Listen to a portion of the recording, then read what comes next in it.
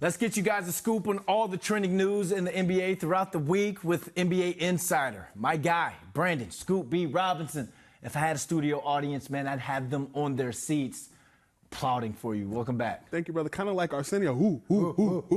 Scoop. Brother, always good to see you. I'm back like I never left. Always. Look, a lot of trending news this week, so I know you were busy. Let's start with the Knicks, because we're here in New York City.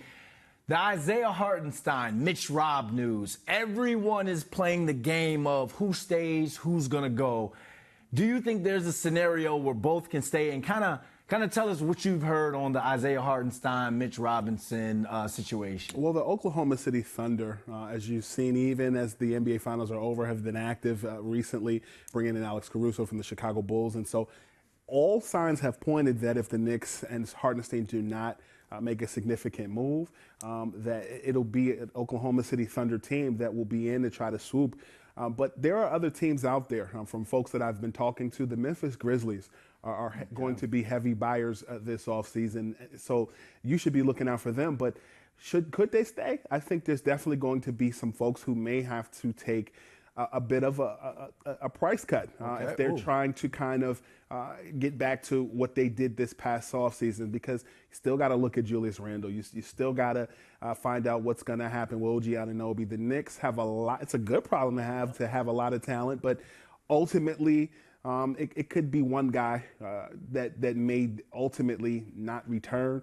If I had my druthers, I think the Knicks could go in the direction of Hartenstein, and Mitchell Robinson has been coveted by a myriad of different teams. Wow. So that's something you got to pay attention to. There are other guys that the Knicks are looking at as well. So, and Mitch Rob is a fan favorite around the city, so it'd be one of those things where it's like we hate to see that player go, but depending on what they could get in return, who would come in, Knicks fans would be like, all right, this may be what we need. And this kind of leads into my next question.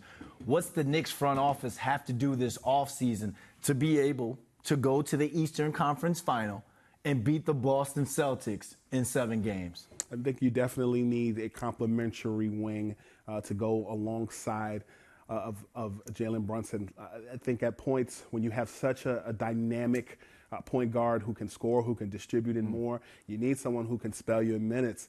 I was hopeful that you would have Alex Caruso at some point. The Knicks and the Bulls at points during the season did have conversations. They didn't materialize. But if I'm the Knicks, I'm looking at a wing. I'm looking at someone that can help Jalen Brunson in those minutes. So that's something I'm paying attention to.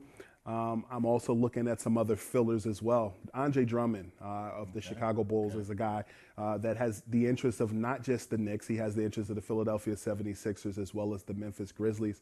Those are some of the teams that I am hearing across the league that have interest in Drummond. But ultimately, when it comes down to it, you gotta, if one of the bigs doesn't return, you gotta have a scoring big that can replace him, that can get lobs, who can rebound the ball and do more. And then you need a wing that can spell OG Anunoby if he returns, and other people in big minutes like that. I hope they get whoever it is that they need, because I think everyone can agree that the city was on fire. Oh, for sure. When the Knicks went on their run, the city was on absolute fire.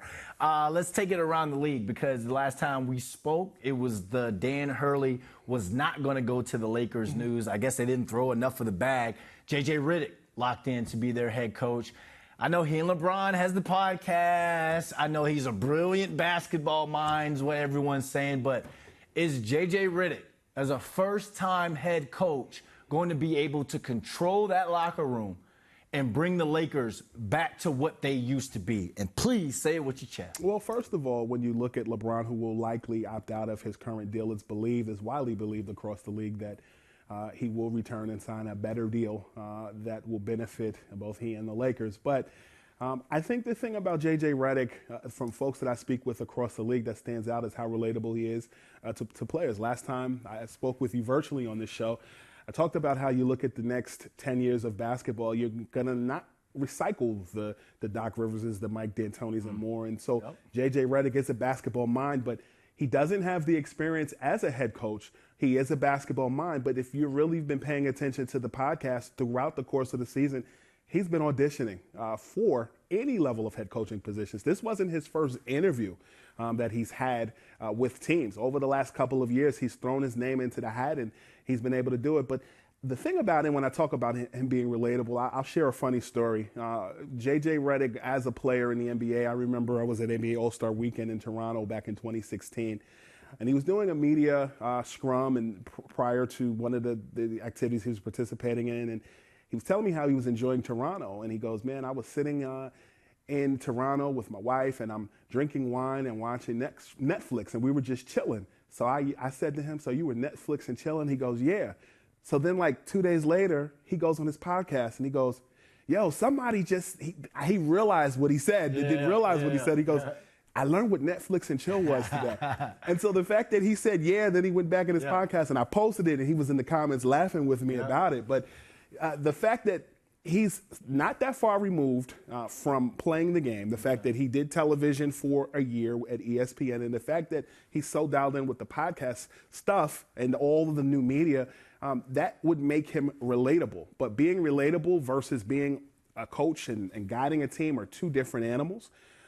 It's going to be I feel like, whether people want to admit it or not, there is a level of rebuilding, despite the fact that you still do have two stars currently in Anthony Davis and LeBron James on that team. But that's a lot of pressure. You said Lakers and rebuild in the same sentence. No, absolutely not. The Lakers, that team cannot rebuild. So I'm going to put you on the spot right here, Scoop. Who's got more pressure to make this thing work, LeBron or JJ? LeBron. Just like that. Well, when you look at LeBron James, usually, for the exception of when he was in his first stint with the Cleveland Cavaliers, which was about 7 years, the Miami Heat and the second iteration of LeBron in Cleveland was about 4 years. Okay. At this point in Los Angeles, this is year 5.